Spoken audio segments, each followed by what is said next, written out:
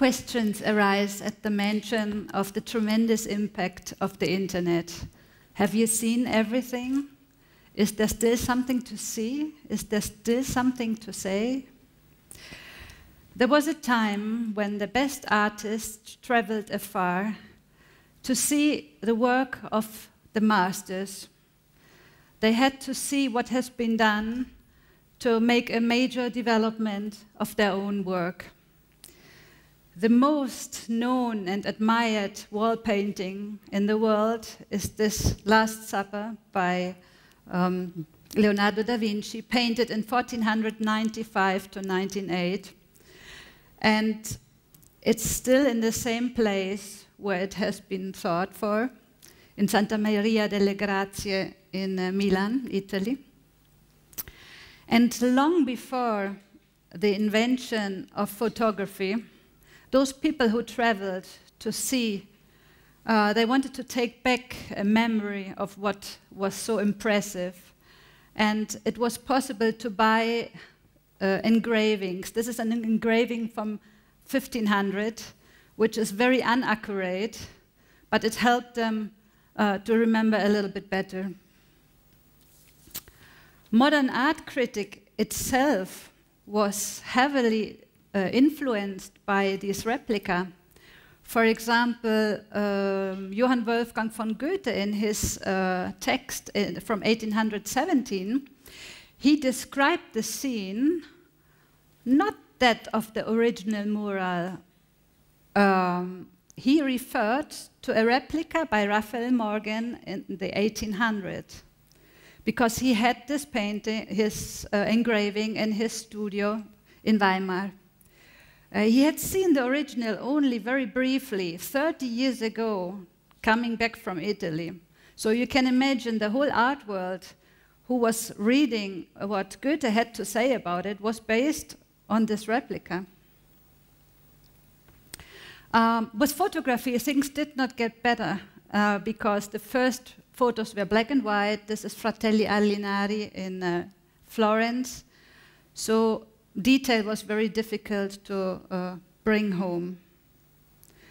Until color photography was widely introduced, but in 1970, more or less. Since then, many books have been printed with nice illustrations, posters, and also puzzles helped to distribute the knowledge of this art piece and other art pieces. Today, people travel a lot, much more than before, but this does not mean that they all experience the authentic. Most of us have seen The Last Supper only in one of its reproductions. So global strategies turned it into books, and the books into bestsellers, into films. All this helped to make people come nearer to the expression of Da Vinci. But most importantly, the internet. It offers immediate access to any artwork which the Louvre contains, for example, or the MoMA.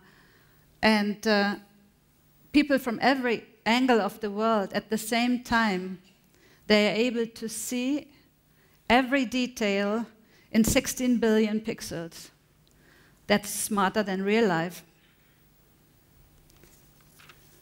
So, this is just a short introduction, because people can think that the internet, this transcultural nature, has resulted in an internationalization of taste, which in a way is true. But on the other hand, if we ask ourselves, has the world accumulated too much experience? Are we moving towards a generalized global style? Does originality still exist? Chinese contemporary art has proven that even a society which only recently exited, has been removed itself from cultural isolation, knows European art much better than most Europeans. And it shows that research is never complete. It always permits a scope for new insight. And therefore, we need to intensify the exchange of ideas. Content is the idea, and the form is what we do with the idea. So people from different cultural backgrounds will continue to bring their own interpretation to the same idea.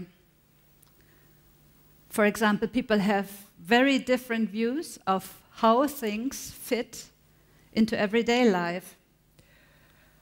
Solar panels have existed for a while, but there's always a new need for new applications. This is a young designer, and I show you some work of young designers from different parts of the world and their thoughts of how to use maybe solar cells in the near future. This is a project from China. It covers your car, but also protects, it recharges the car's auxiliary system, air conditioning, radio, and so on. This is a car park. Instead of wasting space, a designer thought, he is from Canada, that this car part could generate electricity. We could wear those nice little patterns and maybe use them to keep warmer. And a very interesting application, I think, is of this solar ivy. It's from the United States. Those are flexible photovoltaic leaves, and they move with the wind, and they recharge with solar light, and they give a very nice kinetic experience.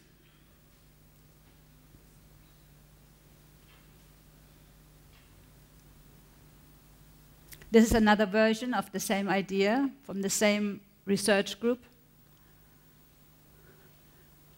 It does only exist in forms of prototypes and has been financed by themselves until now. So, originality.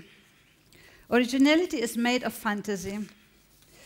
Fantasy is free thoughts, because only the free thoughts permit us to envision new solutions. For example, this is a study done by a university from UK. They use a spider net of photovoltaic cells, which by day look like this, and by night can be a very nice scene for a theater spectacle or a concert. Originality is made of invention. L'invention is a creation for practical necessity. Another designer from, in this case from China, he imagined portable pins. You can wear them during the day and by night collect them in a sort of vase, and this vase can be used to recharge your electronic equipment. Or another example of the similar idea from a Japanese designer.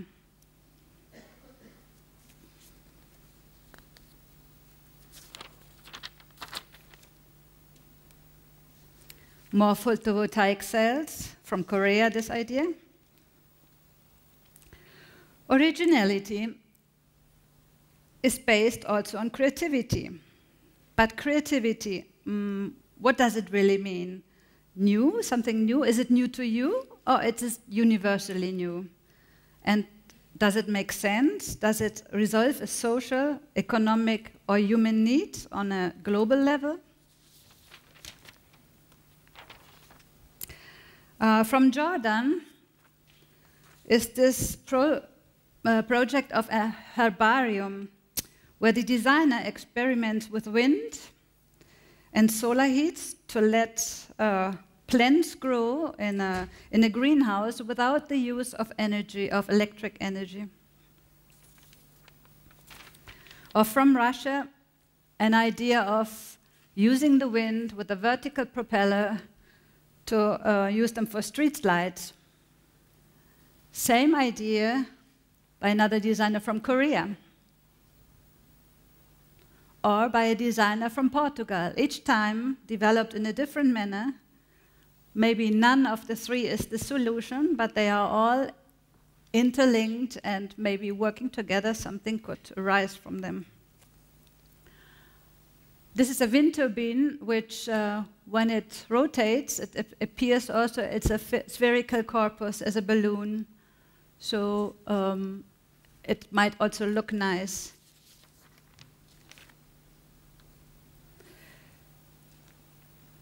Different interpretations for the same idea. It is essential to look at research which has been conducted, at other people's achievements, not to imitate, but to take the idea further.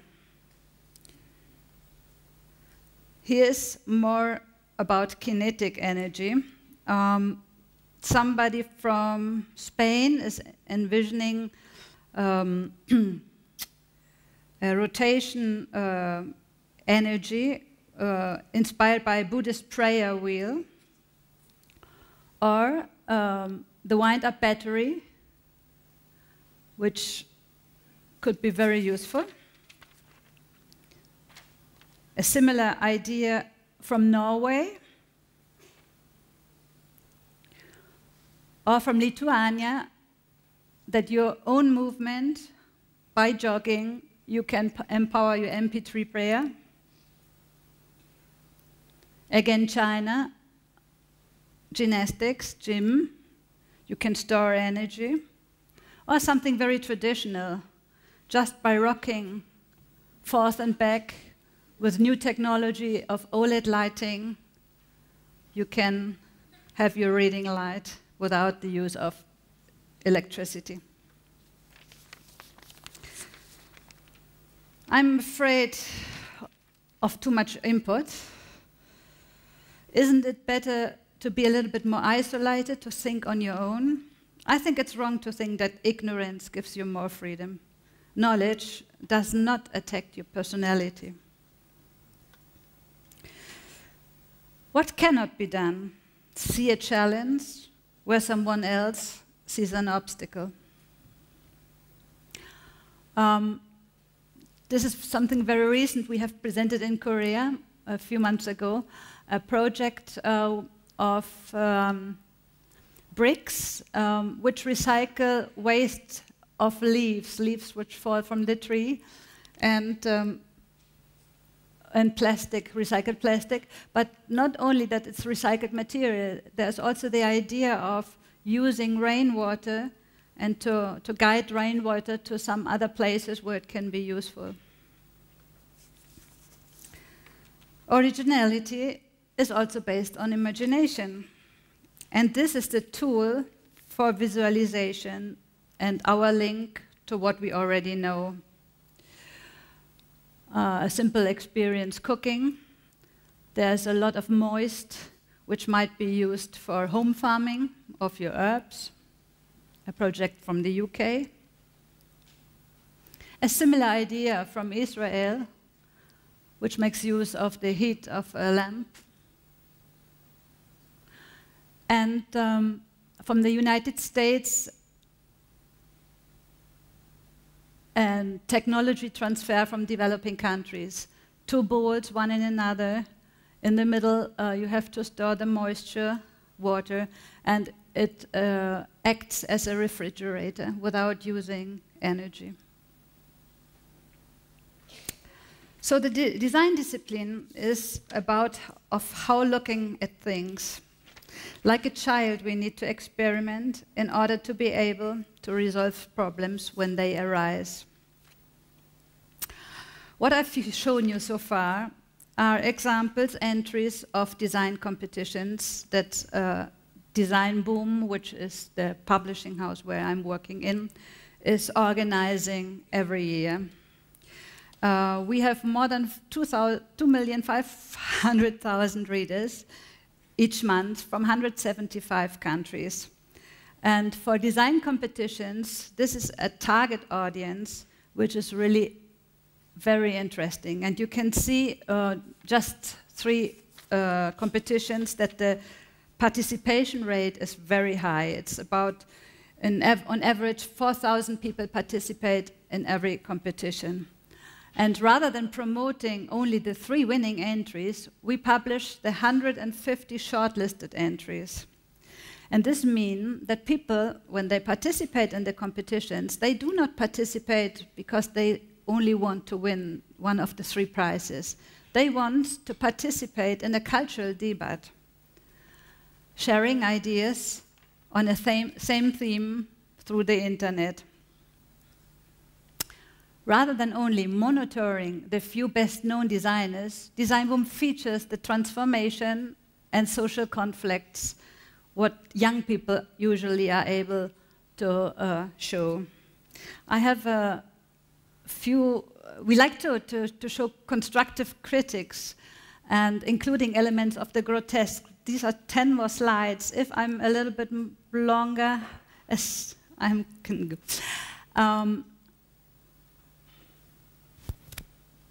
Africa is the side dish, America the main one. The turning inside out of a plush toy has some kind of social critic, intrinsic, that is very, very strong in this example. Flower miser is a mirror. In times of recession, if you can afford only 3 roses, use a mirror and you have immediately 6. Working in an office is not always easy.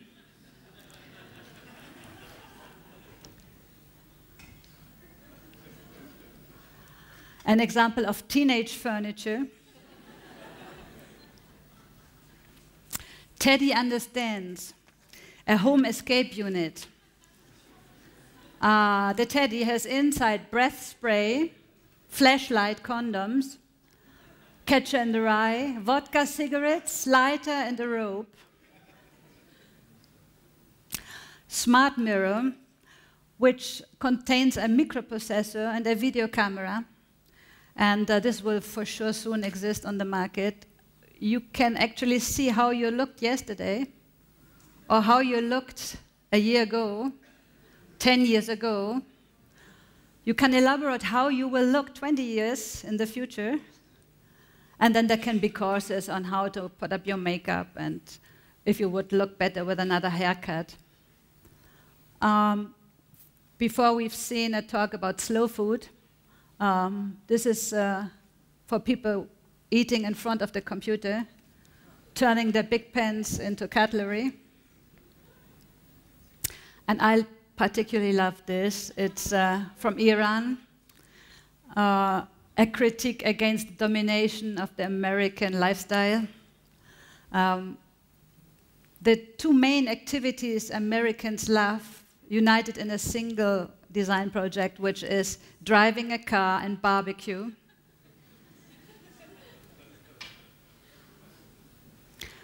And this is very nice too from China, which should remind us that we use paper in a way that we could maybe save more natural resources. If every of this toilet paper would have the rings printed on it, we would think about how many trees we need for our daily use. Thank you very much. Thank you very much, Birgit. Wonderful. Thank you. Thank you.